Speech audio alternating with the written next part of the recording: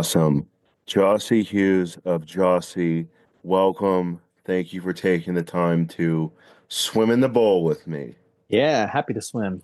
I, Happy to I swim. excellent. I'm hoping the temperature is just right.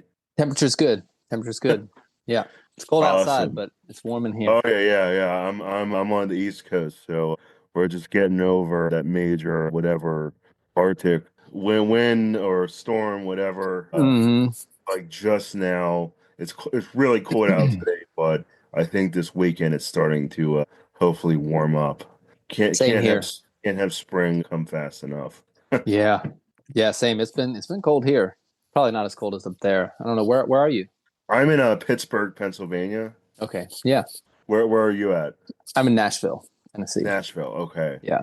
Awesome, awesome. Music hub. Oh yeah. Oh yeah. You Awesome, awesome. So can't throw a rock without hitting a guitar player around here.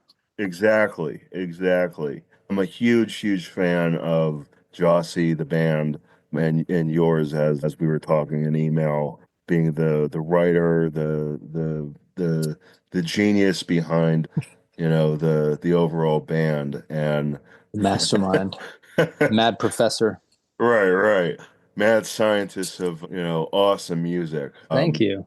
And absolutely. And obviously, there are like so many different like musical influences that, I can hear and obviously tell from seeing photos from live performances and, your album covers. And one of the things I definitely wanted to bring up was I know with the new album coming out, hopefully we can get you to come down to Pittsburgh, PA and Yeah. put on an unforgettable night of live music.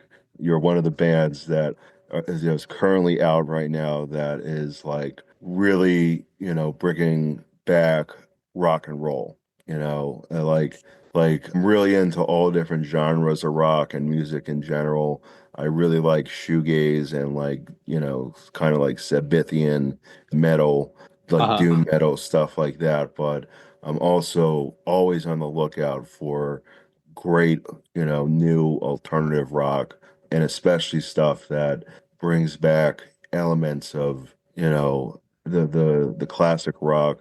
I mean, I guess classic rock is technically 90s. Grunge could be considered classic rock I at, guess at now, this yeah. this this point, but the roots, Hmm. with bands like obviously T-Rex, David Bowie, and another little more recent band that I hear like, with those two names, and I want to throw in Jet as like a huge kind of like I kind of see like Jossie kind of sounds like a mixture of T-Rex, David Bowie, and on the more modern side, Jet.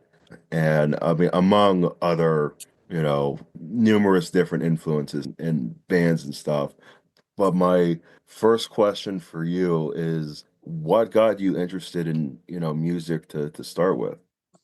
Well, I was an only child, and my parents had an incredible record collection, and just started playing a lot of great music when I was a baby, super super small, and I think I reacted to it really strongly, like really early. I mean, I remember my earliest musical memory is I would set up like pots and pans and boxes in the kitchen and had like chopsticks, I think. And I remember playing along with the Beatles. I mean, I was like 3 or 4 years old and I had a drum set and I would be playing along with the Beatles. And yeah, so I was kind of initially like drums and rhythm were just like initially like kind of the earliest thing I grabbed onto. And I got a guitar when I was 6. And yeah, I mean the Beatles I think were, like a lot of people, probably not Right. kids my not my generation so much, but you know, I that was kind of the first band, and then the Stones were kind of the second one that really captured my imagination. And I think Bob Marley, and then my dad listened to a lot of early jazz, so like Cab Calloway was something I was Hmm. really interested in. A lot of, yeah, just the early jazz, and then the early blues as well, which I kind of grew up and was sort of just kind of saturated in as a little kid. And then as I got a little older, and, got into rock and roll, and then was kind of tracing it back to early blues, I kind of got more into the blues from a perspective of learning it and diving really deep into that music. And just there's just so rich how much, early blues music there is, and how all these different players had such unique, they were so unique and had such unique voices and ways of playing and writing. So yeah, I forget, I'm sorry, I'm rambling a little bit. What was the question? Was just earliest musical influences? Yeah, what got you interested in music? But Yeah, I that's guess, you're totally right. fine. I mean, I guess, yeah, what got me into it? I mean, I guess music itself. I mean, I think Yeah, I just was gravitated toward it immediately. And I guess, I mean, I kind of had a knack. My parents weren't musicians, but I mean, I started playing so young, and just immediately, as soon as I got a guitar, I was just like trying to make up songs and trying to find chords and just playing with it, exploring it. Yeah, I think, and it wasn't, when I was little, it wasn't just music. I was interested in everything kind of in that way. Anything that I thought was interesting or caught my attention, it was like I want to know everything I can about this and learn it. So I was really right, into right. dancing. I learned how to juggle. I was into history and acting, and kind of always kind of making up these different characters. I was interested in fashion, kind of everything, anything that caught my eye. I would just become obsessed with it. But music was kind of the biggest one of those that kind of, I think it was like the deepest well. So that's kind of why I stayed in that more than anything else that I was interested in, because there was so much to just continue learning and going in these different directions. And it was just like, yeah, a whole world that fascinated me and still does. That's awesome, and it really makes total sense when seeing, like, I can only say I've seen live pictures and some recorded performances, whether it's been on Facebook or YouTube or whatever. But it's definitely very, like, that makes a lot of sense with the showmanship of your band, and especially the whole live performance and everything. I mean. Yeah, Like that's my favorite part. yes, yes, and like I said, like you are one of the bands that like at a current bands today was like on top of my list of like U.S. artists that like I really really want to see live. Got to get to Pittsburgh. Yes, yes. If you want, I got a list of venues. Yeah, totally. Uh, there's a really good venue. It's a nice size. I think it's about like 800 capacity.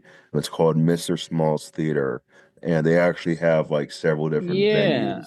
I think I've heard Um, of that place. it's a really good venue, and they've had like a lot of different bands play there. But for your particular audience, I would say that venue is probably your best bet in Pittsburgh. The next one that is like the next size up from that would be Stage AE. Hmm. That's more like Mr. Smalls and Stage A is like the in between before you get to like the next kind of venue size after Stage AE is like getting to like stadium or Right. like outside concert grounds Sure. type shows. But Mr. Smalls, Mr. Smalls. uh, Yeah. yeah, that would be my best bet. It's a great venue. They have like two different, like it's like a multi venue, and they have like the main kind of concert area and a smaller area called the Fun House, which is for like more like upcoming bands, stuff that's like they have maybe one album out or something. But Yeah. I think for you could get the definitely the main venue. I mean, I know if I'm a fan of your music and of course with your following and everything, I guarantee that that would be a really good show. Yeah. But again, I would love to see you live.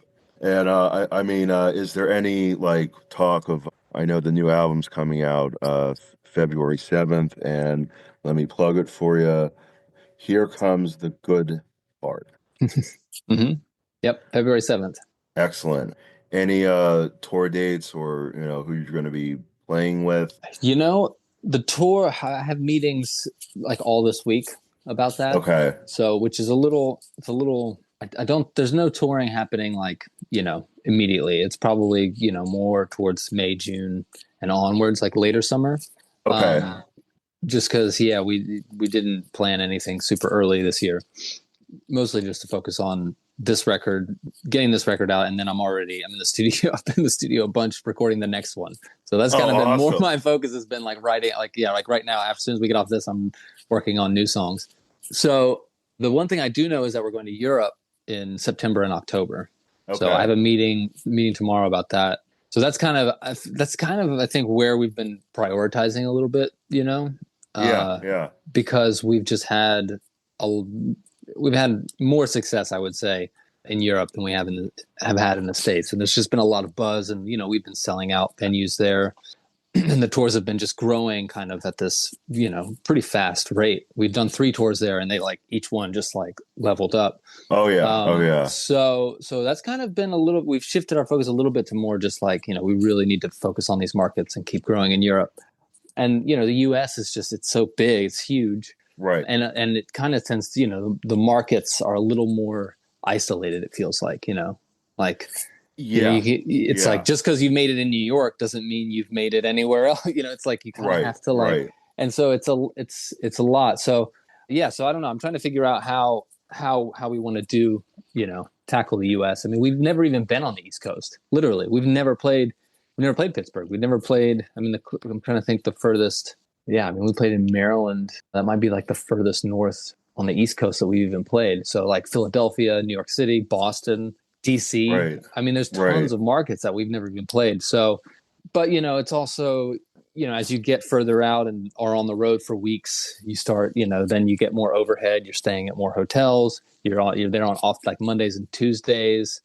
So then you get like more overhead, and so then it's all like becomes you have to prioritize what's worth it, what makes sense. So yeah, I don't know yet what our tour schedule is going to be this year. I feel like the main priority is just making sure it's markets that either it's a well-paying gig, it makes sense Right. Right. financially undoubtedly, or it's a strategic market that is like we need to build in this market, or festivals. We'll probably do some festivals.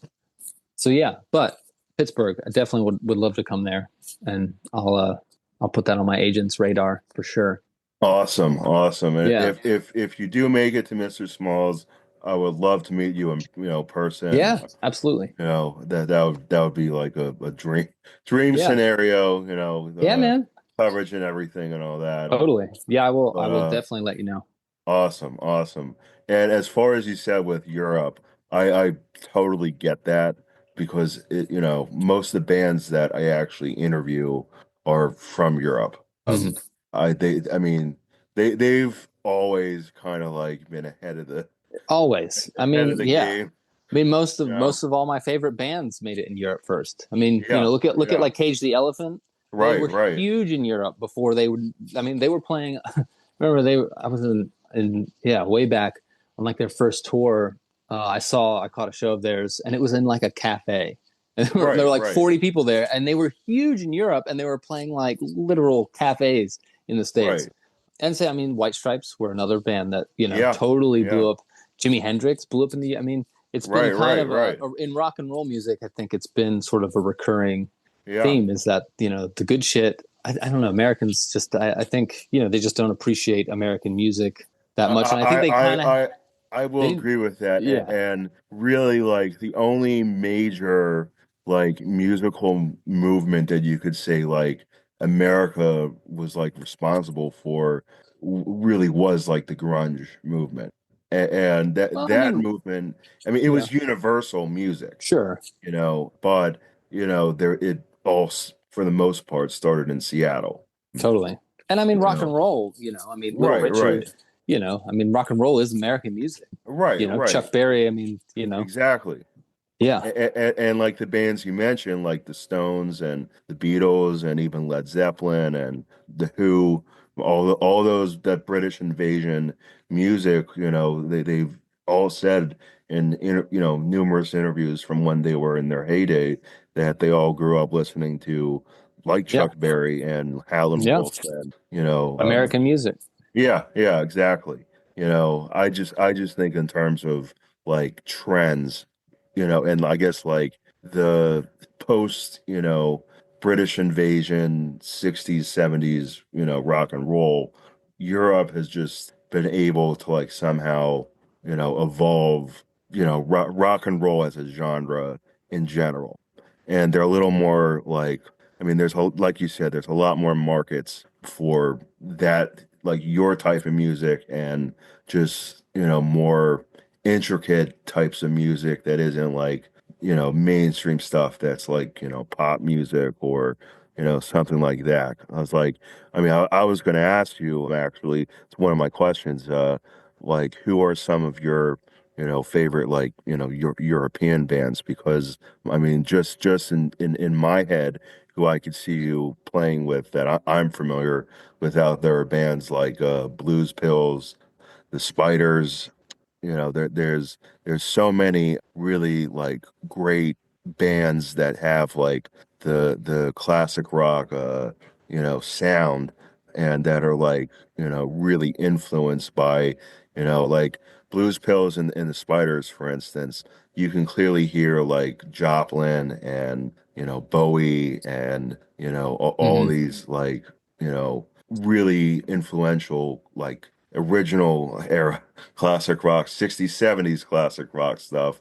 And even with like, your outfits on stage, I'm a big follower of Blues, Pills and Spiders and they have like the sequence jumpsuits, like and stuff like it's like basically it's like similarities and like the outfits and the stage presence and the appreciation for all music and especially trying to bring stuff back from, the days of, like when my parents would have, Hmm. been like young and in high school and, stuff like that. But like who are some of your like favorite like European bands and I guess just bands that, you like to currently listen to, stuff like that. That are current bands. Yeah, yeah. And I Hmm. guess specifically stuff from Europe and some of the future Yeah. years, stuff like that. I'm not super. I don't know a whole lot really of specifically European bands. I mean, I'm trying to think. There was this band actually. There was this French band that are really good called the Dynamite Shakers, and we on our last tour, the airlines lost our luggage for like the first three shows. We had no luggage, Oh so I had wow. none of my stage outfits. They were also missing. We were missing like my pedal board, so it was kind of a mess. But the first show of the tour, we were playing in a city where this local band where they're like a rock band and they gave us like a bunch of their clothes, their stage clothes for us to wear. Wow. Yeah, which was really nice of them. And they were really cool clothes. And they gave the band actually wasn't there, but the venue owner gave us a CD. And I was just listening to it recently, and they're yeah, really great French rock and roll band. Like kind of yeah, I don't know, very high energy, really great guitar riffs. Yeah, really cool. That's about it as far as I know of as far as French bands. English band, I'm trying to think of like a current English band. I mean, there's that band Idols, Yeah, Idols. yeah, yeah, yeah. Yeah, I think they're interesting.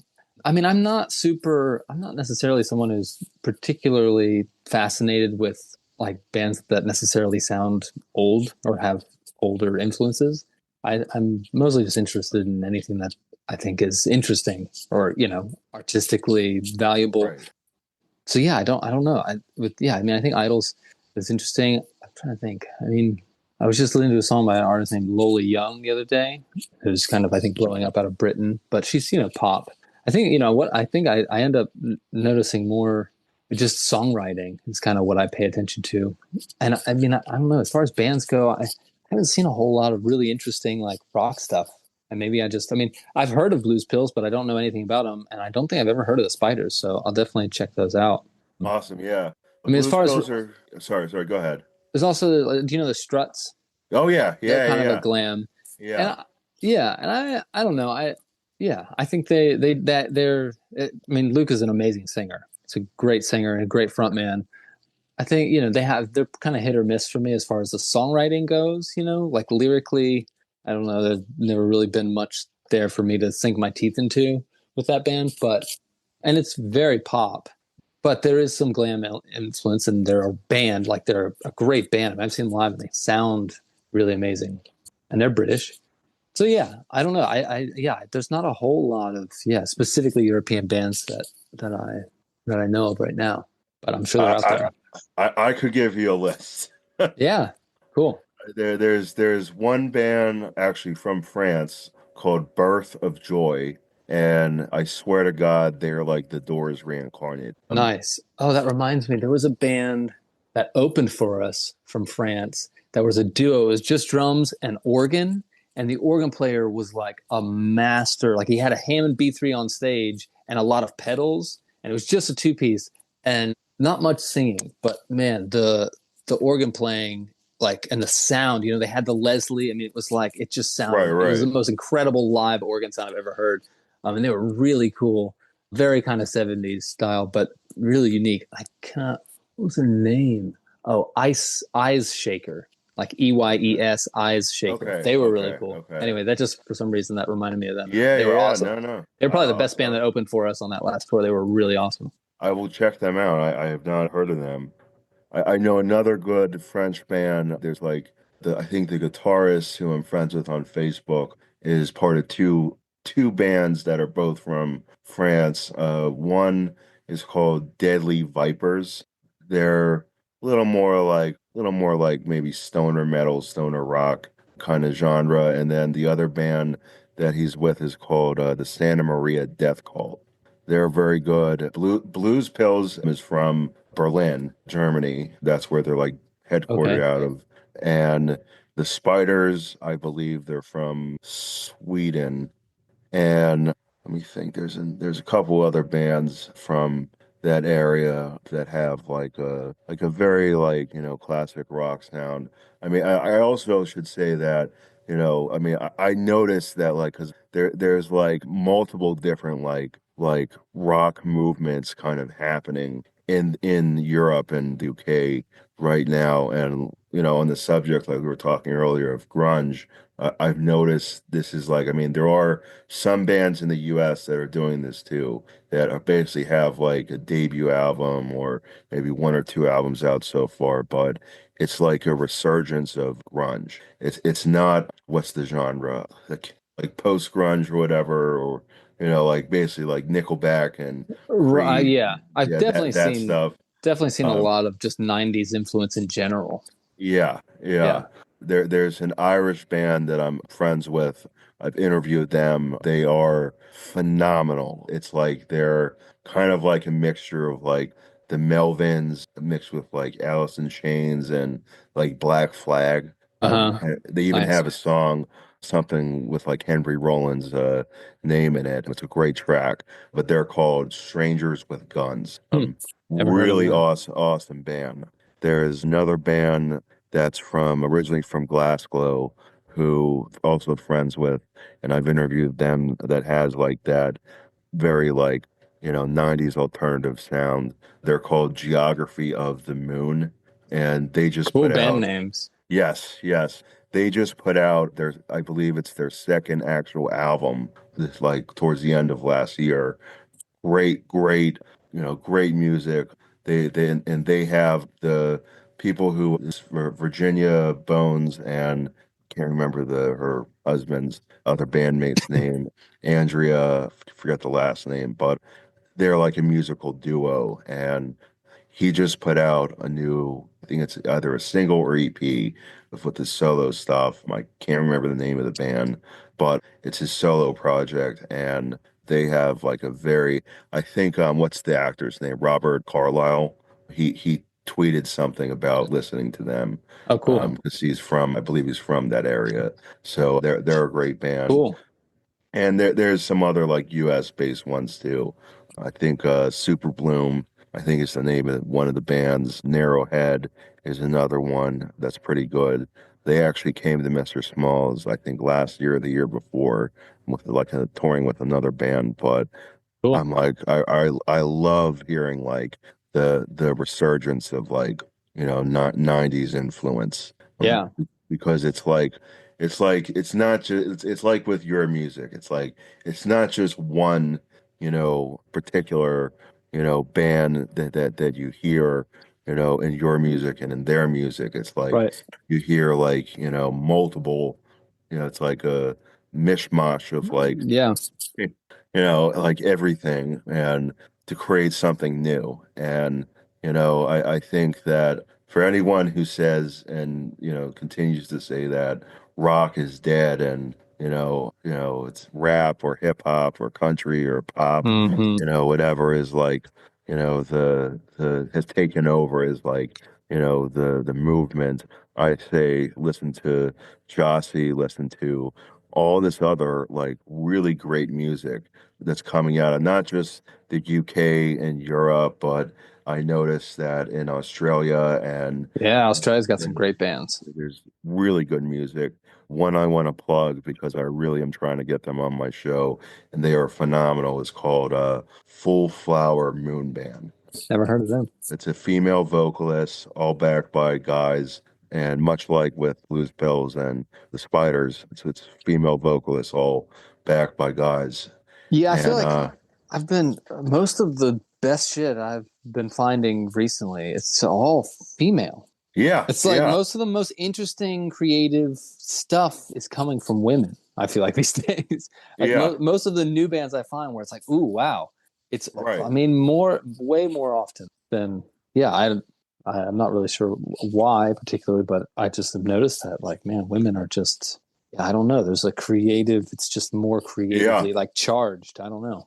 Well, in my opinion, it's about time Yeah, because I agree with that totally. it's like we've had, I mean, yes, there's been some very famous, female rock bands, Joan Jett, Heart, Oh yeah, they well, were. Runaways is the original, lineup, and there's been some phenomenal female musicians, even, going back to the classic rock era that aren't just chick rock. Right. I want to make that very clear because there's a difference between like chick rock and like actual, Right. universal like rock. But I think it's about due, Absolutely. Yeah. years, over 50 years of, It's been uh, totally dominated. Yeah. yeah, yeah, Yeah. and I think, hearing some of the music that's especially come out of Europe and some of the stuff I've heard in the US. Also, another shoegaze band I want to plug that's, I believe they're originally from Texas, Austin, I think, Blushing. They're a great shoegaze band. They just came through Pittsburgh last year with the newest album, and it's two chicks and two guys who are, I think, their boyfriends or husbands or something. Hmm. But it's like they're the ones, doing the singing and Hmm. like driving the music in the vocals in the band, and the guys just play the instruments as backup. But another example, and an album that I suggest listening to from Blues Pills. They just put out their latest album towards the end of, I think, over the summer of last year or towards the end of the year last year, and it's called Birthday. And that album is not only phenomenal, I was following everything that they were posting up to its release, and it was apparently like their first album that had like no like producer influence or like outside tampering to say like you need to make it this track sound more like this or like stuff like that. It was like each track they all worked on as a band, and everything, each track was all original, no, like all from them, and nothing like outside influence that could have said, like I said, make it like this or Right. change that. It was all their original, them as a band, making an album, and it's really, really phenomenal, really, Cool. really well done. Yeah. Uh, That's yeah, go ahead. always, yeah, that's something I think about a lot is, yes. I mean, cause I did my first EP and first album. Like I made it right basically in my room with a tape machine, produced it, wrote the Mhm. songs, produced it. So in some cases played almost all the instruments or all of them on songs. So, and then I mixed it too. So I literally did every part of the process, which, there's like, yeah, it's definitely comes with that, a certain amount of where you get to do exactly what you want to do, and gives you creative freedom and control.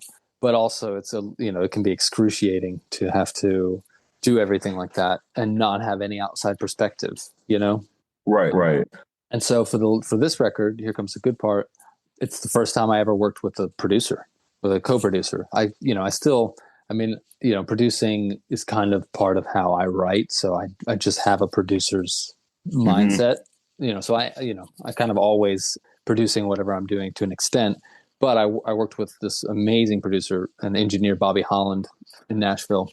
So he did all the engineering. So, he got great sounds, and then, was pretty transparent as a producer, wasn't super, overbearing, but would help me, if I was trying to get an idea across, he would kind of help me do that.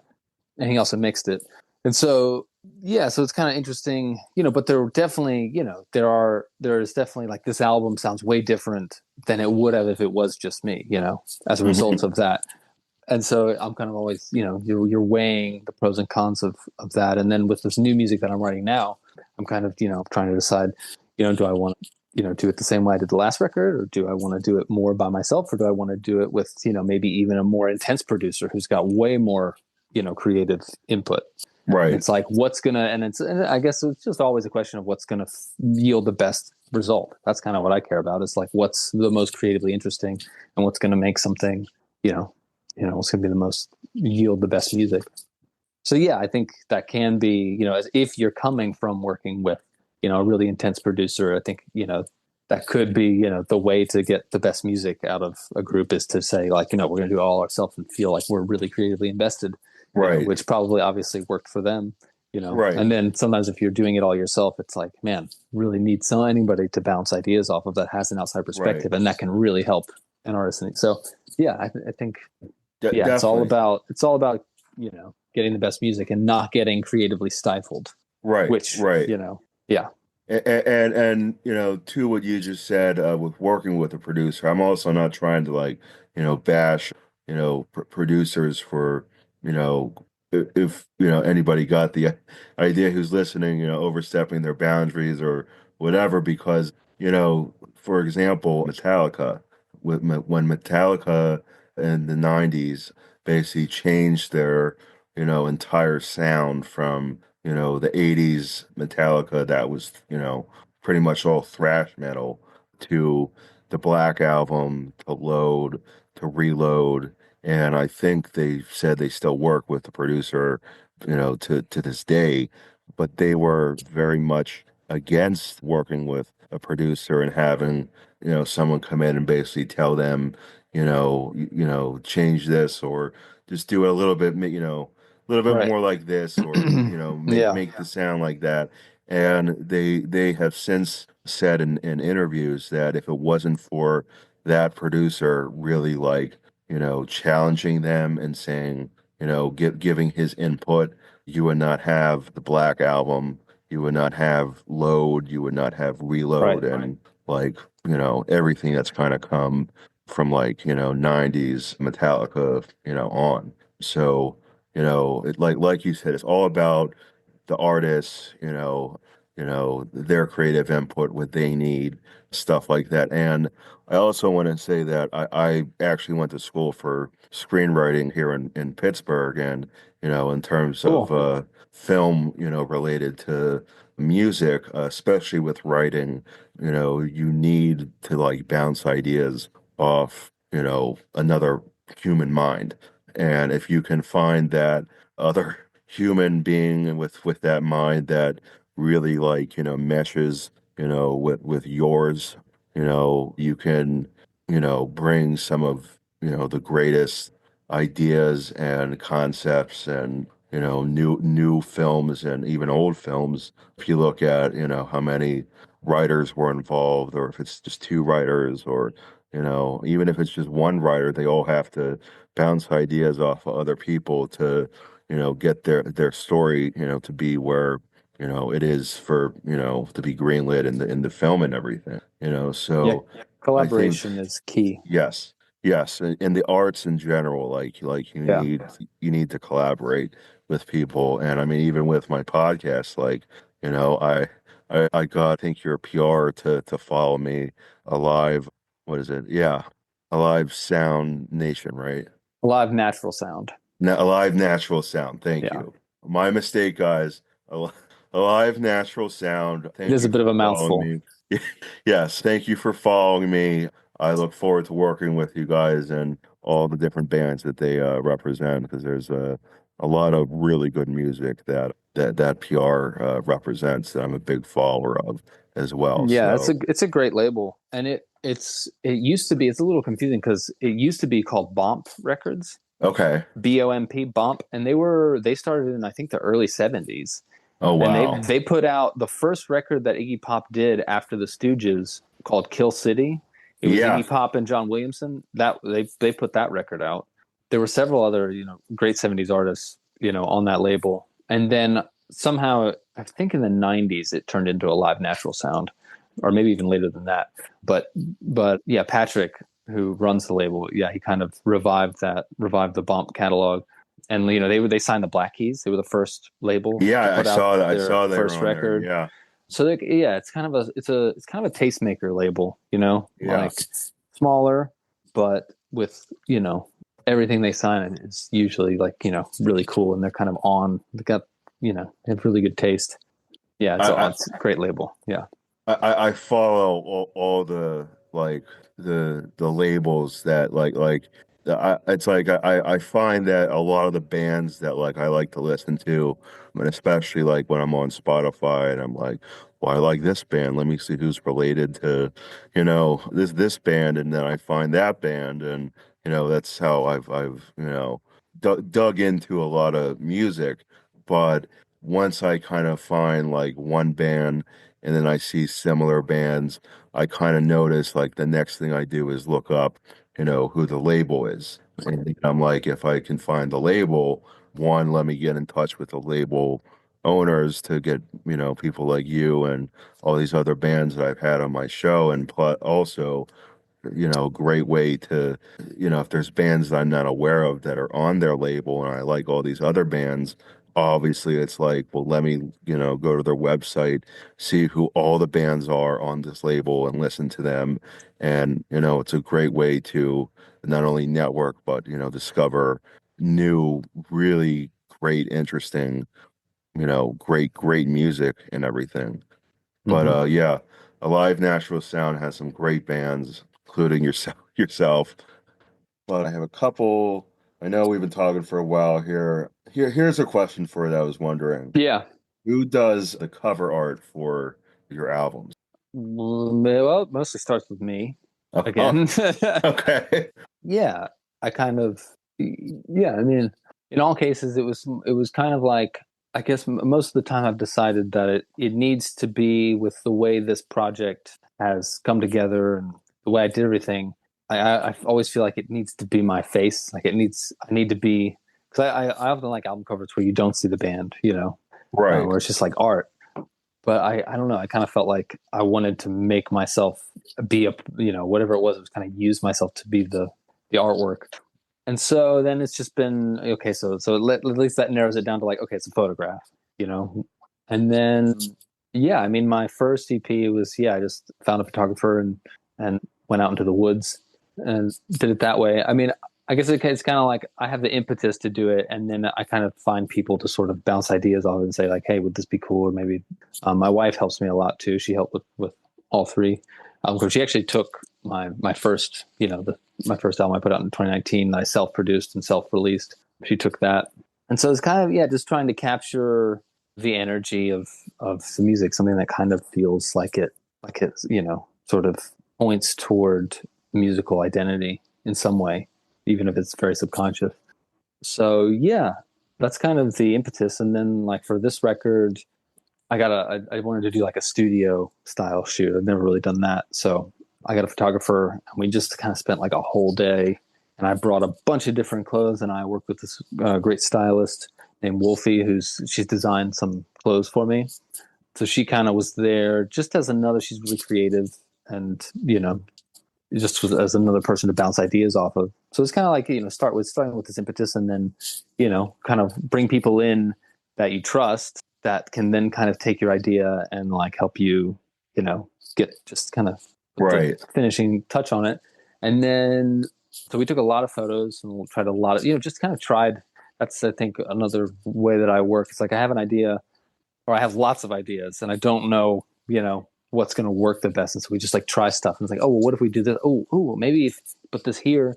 And then it's just, and then kind of later you kind of take a step back and you're going through and it's like, oh, this thing that we just were fucking around on, ends up being the coolest thing. And the thing that we thought was going to be, oh, it's going to be this. Like, Right. that's okay. But, this thing that we were just goofing around ends up being, what feels right. And then, of course, and then it's also like, then I have options and then I send them to Alive, to the record label. And then, of course, they have their opinions. And so then, but yeah, it all starts with just, as always, it starts with an idea and then, taking action to explore it.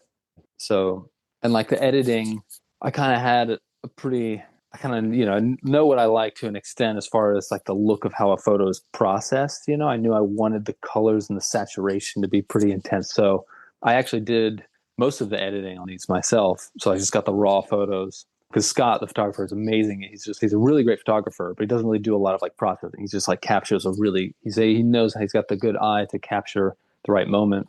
And then I did a lot of like kind of the color treatment. Awesome. So, Awesome. so yeah, it's a lot of kind of, back and forth, bouncing ideas, collaboration again. Right. Right. Right. But, Uh, collaboration directed by, I have a strong idea in mind.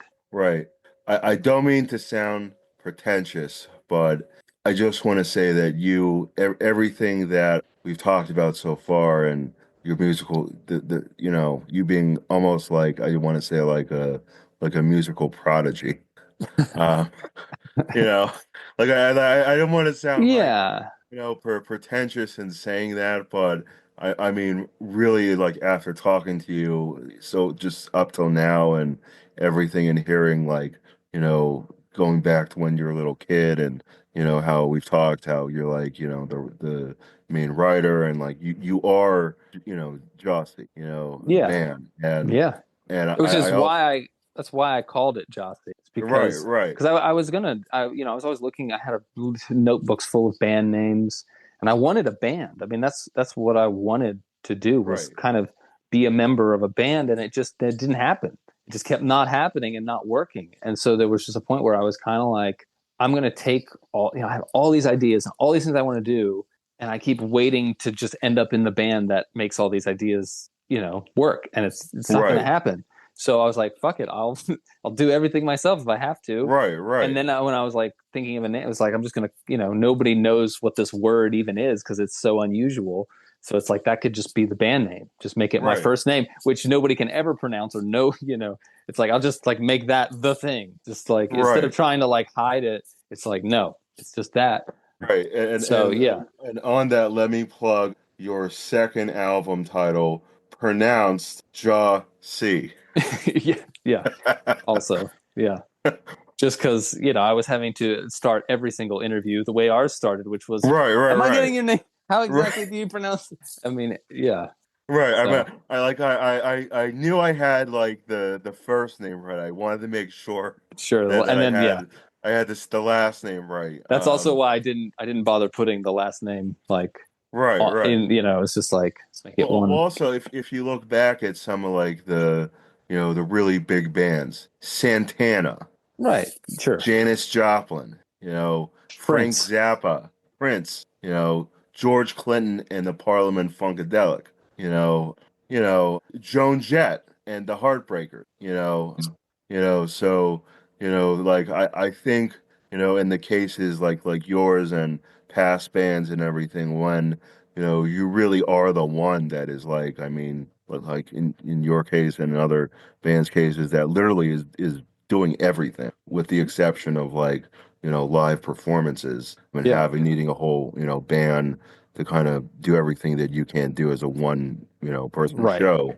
But, when it is like, you are, the genius behind, Jossie and as the band and everything, I think in those cases it definitely deserves to have like, your name as, the band's name. I mean, because the band is defined by you, Right.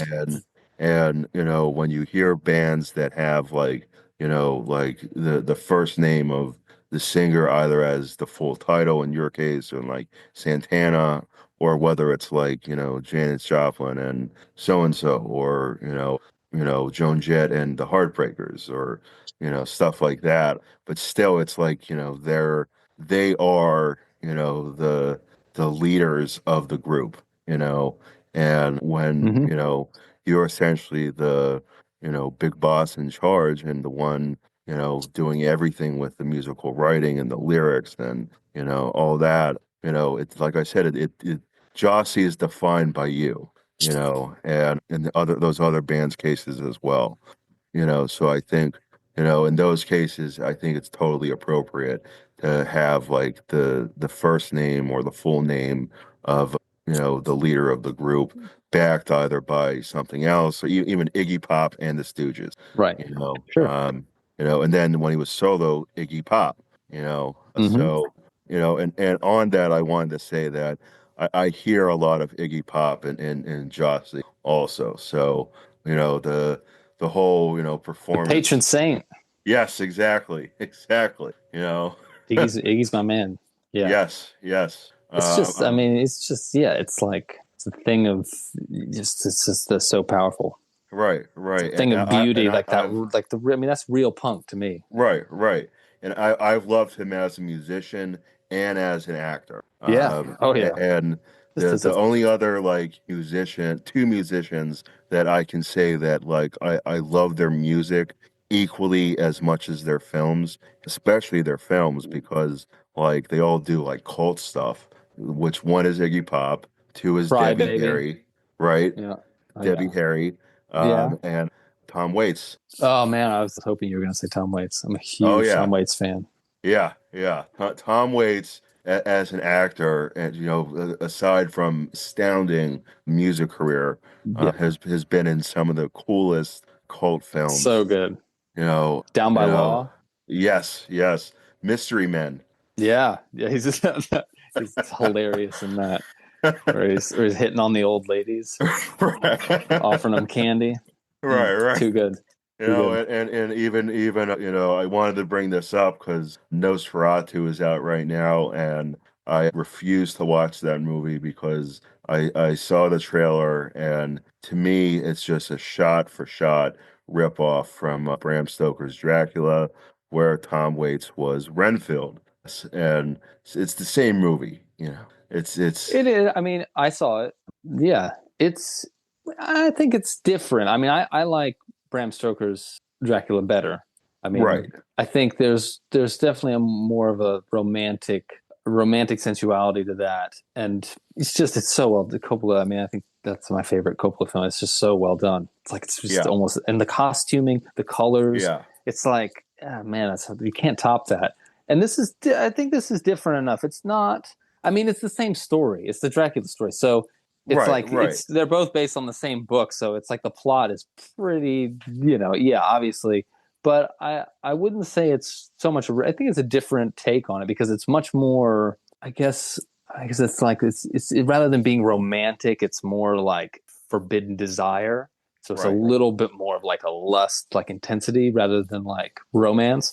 So it kind of takes a slightly different angle on the relationship of the heroine and the to her terrorizing vampire, and the cinematography. Whoever the cinematographer is, aside from whatever the plot or the acting or anything, just the cinematography itself is pretty interesting for sure. That's the only thing I could really take away from seeing Yeah, yeah, is I could tell the cinematography was well done. But I've yeah, heard other reviews of it, and it's like that's about the best part of the movie yeah, is the cinematography. yeah, It yeah. kind of I like mean, yeah, it and it's kind also of yeah, yeah, go ahead, go ahead. well, and also, I mean, you can't top the original. I mean, Right, if you've seen right, the 1922, the original Nosferatu right, is just, I mean, it's groundbreaking and brilliant. So right, it's, right. it's like there's really, it's kind of, there's no real need for this new version to exist. But I will say, it's pretty well done. being what it is. Right, It's not. It's right. like, at least, you can tell the director obviously, was really cared about it and put a lot into it. But does it need to exist? Not really.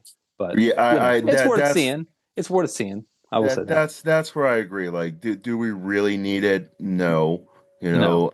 know, but it's here basically. Yeah. You know, I mean, like, I know that people say it's based, yeah, because it is based on the original Dracula, and the whole reason that it was called Nosferatu is because of the Copyright. Yeah. copyright issue, exactly. Yeah. But with that being said, how many different interpretations Sure. of Dracula, Frankenstein, the Wolfman, the Invisible Man, Dr. Jekyll and Mr. Hyde, Sure.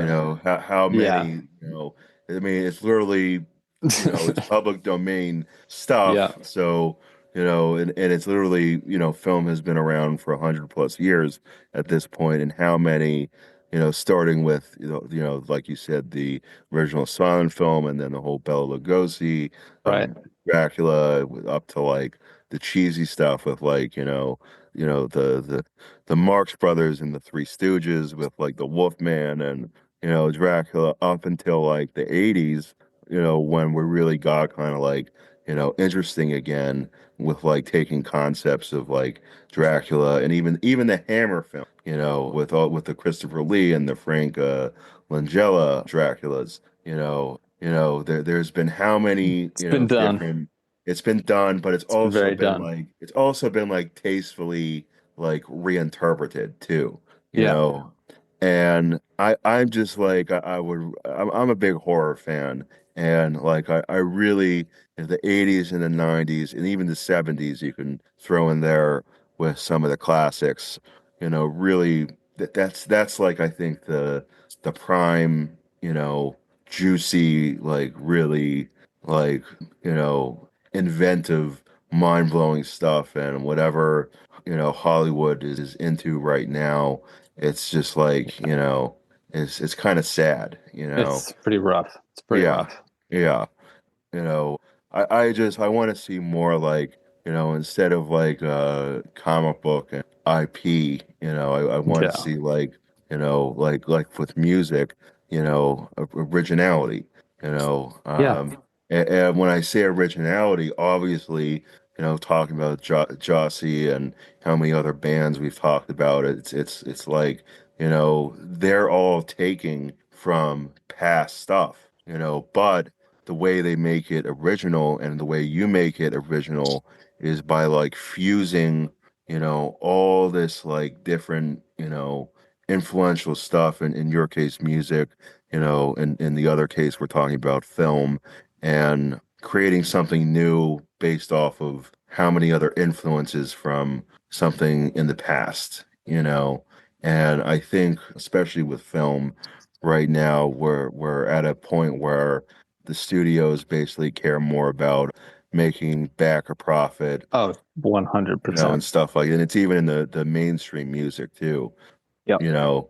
But like, where you yourself as a musician and creative mind and genius when it comes to, Jossie and your music, and how many other musicians and all that, I think music has a little more freedom and outlets to kind of like get spread to different audiences, versus Yeah. where film is, more about, but you need, The money, budget. I mean, yeah, film. budget. Yeah, It would be a nightmare to try and like have a great original idea and try to get a film made. That would just be, yeah. right. It must. I mean, it must be extremely difficult.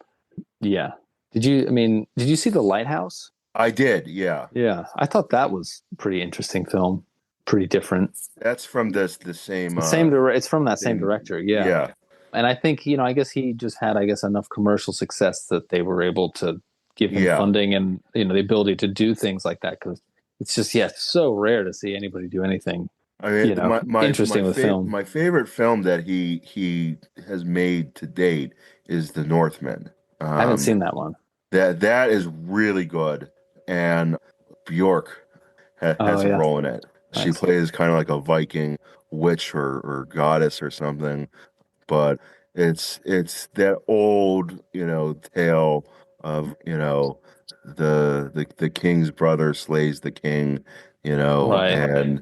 and the son, escapes, and the prince escapes, and, seeks revenge. Old tale, but it's all about how reinvent it and play it, because, look at the James Bond movies, same Totally. formula, you Totally. know, for like, I think we're going on like 60, it's been like 60 years, right? I think it's not close to it. Well, it's Yep. definitely been 50, you know. Hmm. So I think it's 60 or more now. Almost at 60, I know that.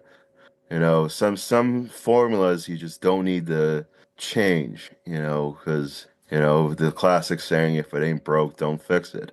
Right. You know, But yeah, I think awesome. it's definitely easier as a musician to sort of, to carve out your own way. Yeah, But it's just still, music business also is, definitely. not the easiest business either. Definitely. I also wanted to mention, I know you have a background at Berklee. Hmm. Um, my sister went to Berklee Cool. for music as well. But obviously Berklee being one of the biggest, music schools in the US alone. What was your like experience in college, and how did that transition in any way to forming Jossie as the band? I mean, definitely. I mean, it was great for me, coming. I mean, I grew up in West Virginia, like in a holler, in a small town, going to like small town public school, which I hated because I just was a complete alien. I was Right. total alien in that environment, and was made, they made sure I knew that too. So felt very not not the most fun environment for me, like at least the school, I had a small community of like friends and stuff in my early bands and all of that. But when I graduated high school, I was like, I'm getting the fuck out of here immediately. Yeah. Yeah. But at the same time, it was like total culture shock being, now I'm in downtown Boston from Right. like being in the Right. woods of West Right. Virginia. So, but it was great for me because it was, I think one of the biggest things was just, being there with lots of other students, kids from all over the country that were hungry and talented and, in all these different ways, all coming together to, learn music. So yeah, it was good for me. I explored a lot. I mean, I played a lot. It was funny. I never played bluegrass in West Virginia ever, but I ended up, kind of. I guess part of it was like there wasn't. You can't really study rock and roll, So Right. it's like Right. that's kind of a goofy thing to try to turn into academics. Same with blues music. It's kind of hard to teach that in an academic setting, and anytime you do, it just comes off. It's just kind of goofy, you know. So I kind of gravitated towards, well, what will help what I want to do. So, songwriting. I took a lot of songwriting and learning guitar and learning, even how to write music, score music, composition. I mean, even writing for piano and orchestra and things like that, string arranging. And then I ended up, I was studying gypsy jazz. So like Django Reinhardt music was kind of what I was Hmm. focusing on. I was playing a lot of jazz and acoustic music. So that kind of overlapped with the bluegrass scene. So there were just, and that was where there were just like these incredible, the musicianship was just like, just amazing. And so, I ended up kind of playing a lot of bluegrass music and acoustic music and gypsy jazz. And a lot of those players are now, winning Grammys right now in the bluegrass Yeah. community, like Yeah. Molly Tuttle, a lot of them, a lot of the kids that I was in school with are just now at the top of the bluegrass world. And so, that was just a great education and a great, also, just a really exploratory time for me to, coming from this small town, being so isolated to sort of explore like who I was, and my Right. identity and, sexuality and, playing with gender and playing with all of these ideas that I was interested in. And sort of, figuring out where I fit in. What was my, am I going to, because I went there really as a guitar player, but it was like, kind of just a great way for me to figure out sort of what I did best. And I realized pretty quickly early on that like performing was part of was where I kind of just stood out as being like really natural, and I had talent, specific talent in performing. and writing, so it was like, so I kind of worked on those more. And I started my first band, like a kind of a more garage kind of thing for my first songs, and started playing in like small like house shows in Boston. So yeah, it was very, very helpful for like generating sort of, Hmm. helping me figure out where I fit in and figure out what I did not want to do in music. You know what I mean? And Yeah, yeah, what I definitely. wasn't, and also yeah, and also figuring out that I had a unique, because I was kind, and I was also thinking like maybe I'll find a band there, and I had the band that I had there was a two piece, so it was just me and a drummer, you know, Hmm. and so yeah, it was definitely a very, very, very strong foundation, and it gave me a lot of tools. And I mean, Berklee, that's really what it is. It's tools. So Right, but right. it's totally up to you what you do with them, because you know I saw many students kind of go in there and just kind of they tend to churn out these kind of these Berklee robots.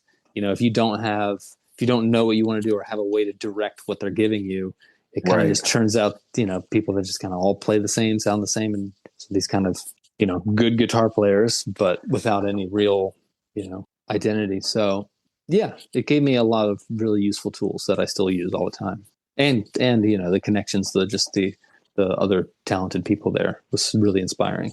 Awesome. Awesome. And how did like Jossie as the band form? So as the band, so basically I made my first record, at home, and I got I got an amazing drummer in West Virginia named Ahmed Solomon, who plays on this radio show that's been going for a while called Mountain Stage.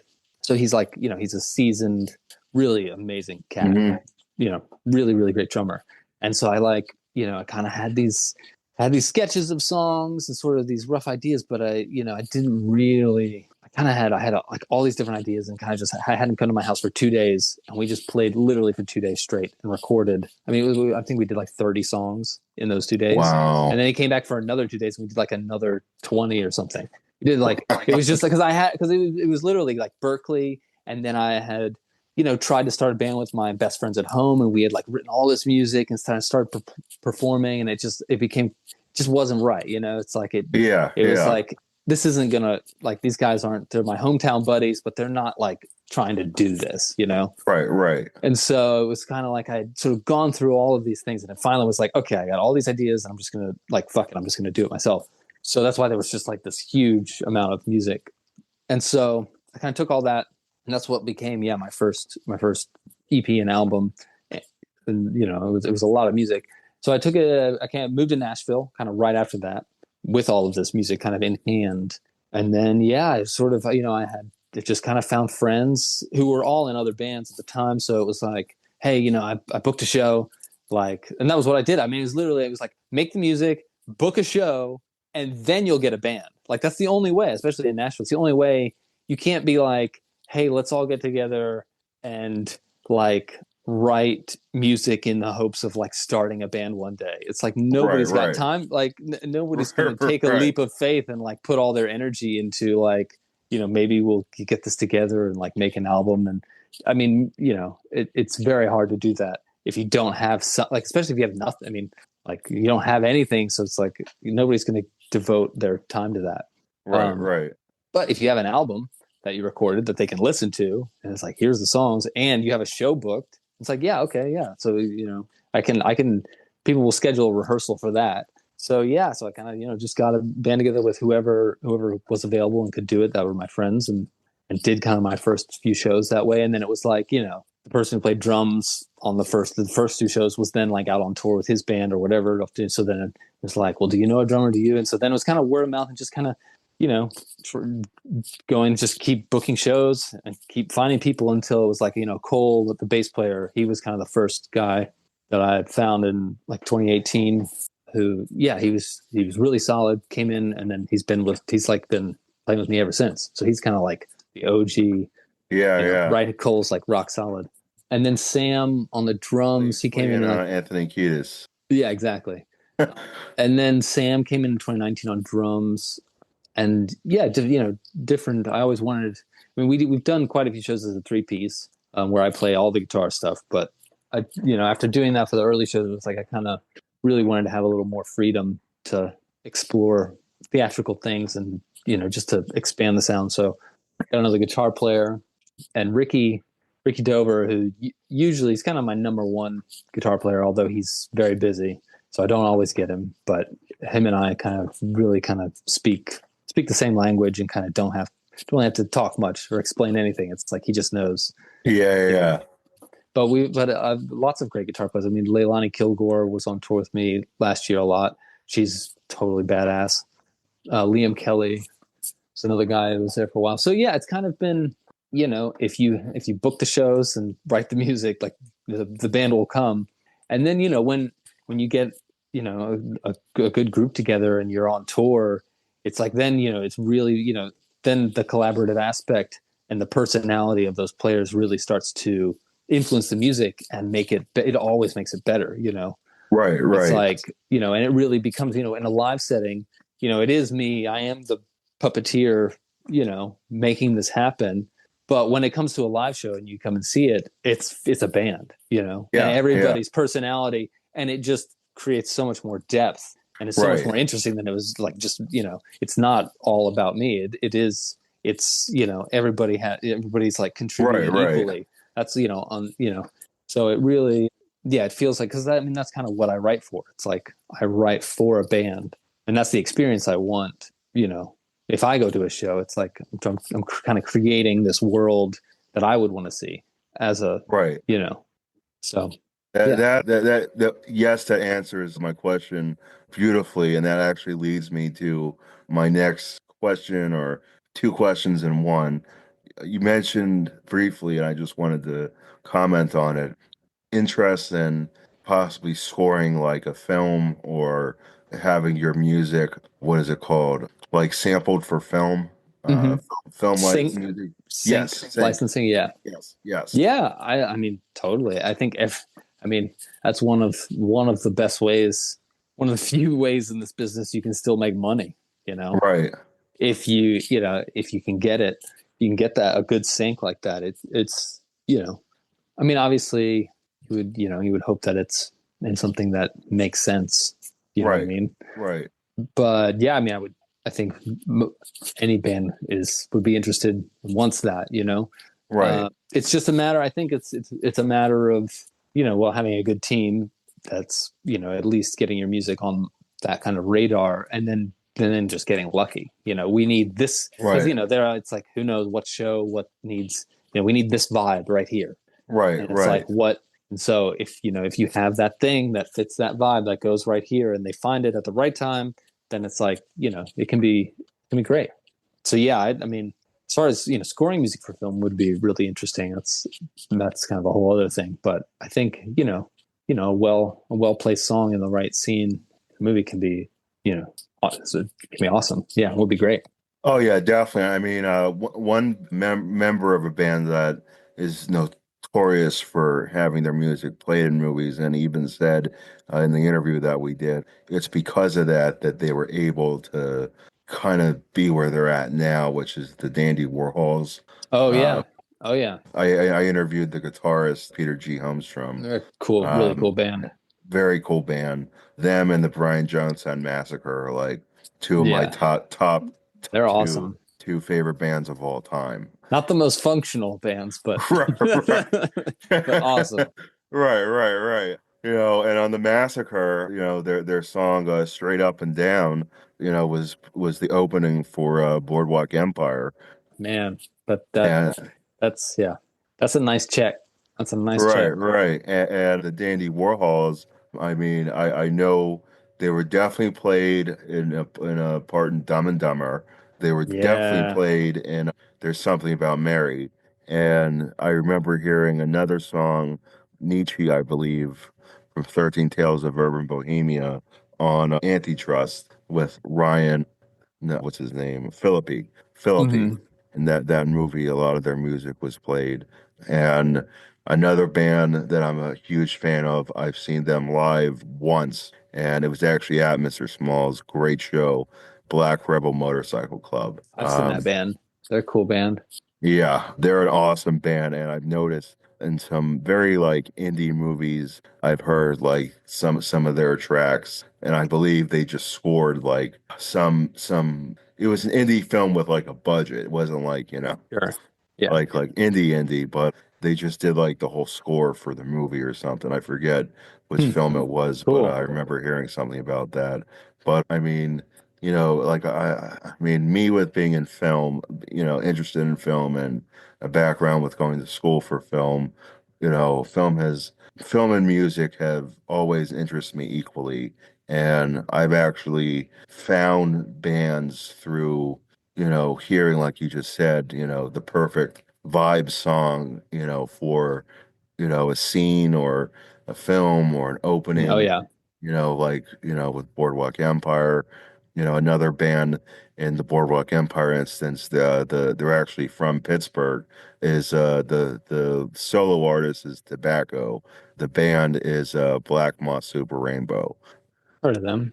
Yeah, great electronic, like psychedelic rock. I've seen the full band once, and I've seen Tobacco as like a solo artist like four or five separate times. Really, interesting stuff. And Tobacco, I believe, had a track that was the opening for Silicon Valley that was also on HBO, Hmm. and really interesting music. And two more bands that I wanted to, it's been on the top of my head that I wanted to mention to you before we ended the interview.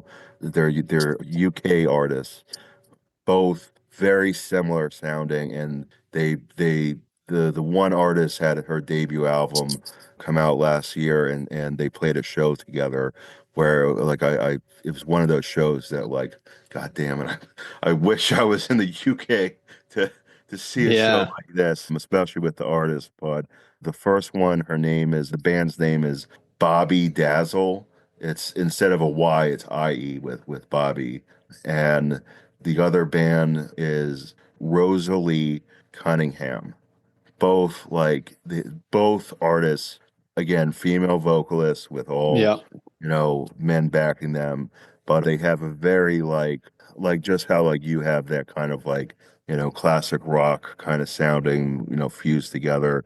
They have both of them have like a very renaissancey like prog rock sound that, sounds like it would have, been from like the 60s or 70s.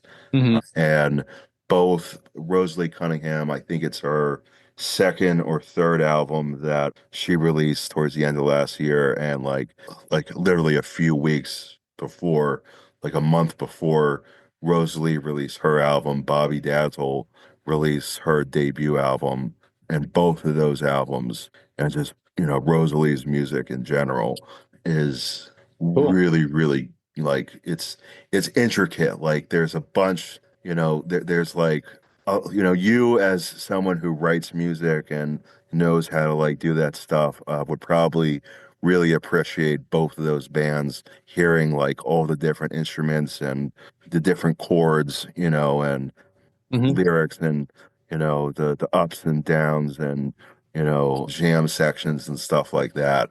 I think with those two bands in particular, because Rosalie apparently like puts a lot of time and effort and blood, sweat, and tears into each album that she does. So it's like really, like from a musical perspective, it's like very, there's a lot going on, Cool. just stuff like that. But I wanted to get those two out. Man, you gave me a quite a list of new stuff to check. I wasn't expecting to have all this research I can do after this. That's cool. Yeah, it's a Yeah, lot of stuff. yeah. And of course, any way that I can help out with, you connecting to any of those bands with, a UK Europe tour. Um, Yeah. you know, I like to, promote, musician stuff, and as well as, film stuff and actors and movies and all that. But music is like, like I said, music and film go hand in hand for me. And I'm like just as interested in, learning different stuff about film facts, stuff like that. Same thing with music. And, I think with music though versus film, like film, has like almost like, a medium platform where, it's almost like you have like, like they have the press, package and everything when the film is, being released or, like, you know what I mean? Like they have like more of of like a package essentially to like promote the film. And I think music, well, bigger artists, mainstream artists, obviously have that. I think it's more important to help, up and coming artists or artists that are more on like the underground that essentially could be the next, big thing if, if like they heard the one track, right, exactly. It's a chess game. Yeah, Right. it's a chess And game. Yeah, I love to, help, musicians and, filmmakers and stuff get their message out there because yeah, I learned this from watching an interview with Paul Stanley, and he said something like, in terms of his whole marketing stuff and stuff he's put his name on and being a businessman and, sold all this stuff. He said something like, I can't remember the exact quote, but it was something along the lines of like, I learned that, there's a lot of people that like what I like, and if I put my name on it, it sells, and a lot of yep. people like the same stuff that I like, and you know, you know, the rest is history, basically. Right. Well, You know, yeah, I really appreciate that, and that is really important. People like you doing that is, it's essential for smaller artists, and it's a big piece of the puzzle. So yeah, really Exactly, appreciate it. absolutely, and I just there's so much great music out there, not just in rock, but Yeah. all genres, and I think it's like, how, I mean, in the subject of like the grunge bands, in the 80s, they were the ones being all like the, underground, players and playing at all these, like you said, with Cage the Elephant cafes. And I mean, Right. my dad was lucky enough to see the original Red Hot Chili Peppers as a bar band. Hmm. Uh, Wow. so Yeah. and look at them now. They play nothing but stadiums. Oh You yeah. know. But it's like and with the '90s bands that were all playing bars and small venues in the '80s. It wasn't until like that one change in sound and music happened that all of a sudden it was like a revolution. And I still believe that can happen. It Hmm. just needs the right push and the right, outlet to have that revolution essentially. Hmm. And that's my goal to kind of, if I can be the one to, get the message out there to be like, check Yeah. out Jossie, check out Geography of the Moon, check out, all these other bands, like if Paul Stanley is like, if I like it, obviously other people like it too, Yep. uh, but it's one of my goals and passions and things that I strive to kind of like help promote. So again, anything I can do to, help get it out there, all for it. And I, love to have you on the show again for another interview, possibly when the next Sure. album is coming out, or if the current tour that's going on ends up coming to Pittsburgh, Yeah. that would be I'll, pretty sweet. I will definitely keep you in the loop on that. Awesome. Before we wrap up here, I did send you a friend request on Facebook a while ago. Oh, cool. Um, so I want to let you know about that. Um, Cool. Yeah, I get it. If I don't recognize, because I yeah, get I so much of that, and totally. I only check through like friend requests like once in a while, and when I do, Right, if I don't right, if I don't like immediately recognize the person that right, sends it, right. yeah. I, So, I, I but I totally get it, and that's why I was like, but thank you for reminding me. we Yeah. officially have met, Yeah. via Zoom. I want to let you know so I can, promote and Yeah. stuff on there too. Cool. And I was wondering before I get this edited and out, if it would be possible to get like a sample track to kind of put into the insert into the episode to kind of get like a track Yeah. for promotion and stuff. That would be awesome. And last question for you. Any upcoming news? I know we talked a little bit about what's going on with tours, all the platforms that the new album's coming out on, stuff like that. Yeah, I mean, there's stuff I can't talk about. Right, right. So yeah, there is some cool upcoming news, but I can't say a word. But the main thing is, yeah, the album, February 7th. You know, it's a full album. It's coming out, record and CD. And, I mean, vinyl. So yeah, that's kind of the main thing. If you want to check out what I do, then that's a good place to start. And then touring, hopefully we'll have dates very soon. Yeah, hopefully at least, some dates in the Midwest and in the East Coast, Awesome. hoping for. So but that's about all I can talk about at this point. Gotcha, gotcha. Awesome. Well, Jossie, it has been a pleasure having you on the show. Thank you so much for taking the time to swim in the bowl with me. Yeah, it was a pleasure. Thank you, man. Again, I hope the temperature was just right. Perfect. Water is Awesome. fine. Awesome. Thank you so much, and looking forward to having you on the show again Yeah, anytime. man. Awesome. Awesome. Appreciate it. No problem.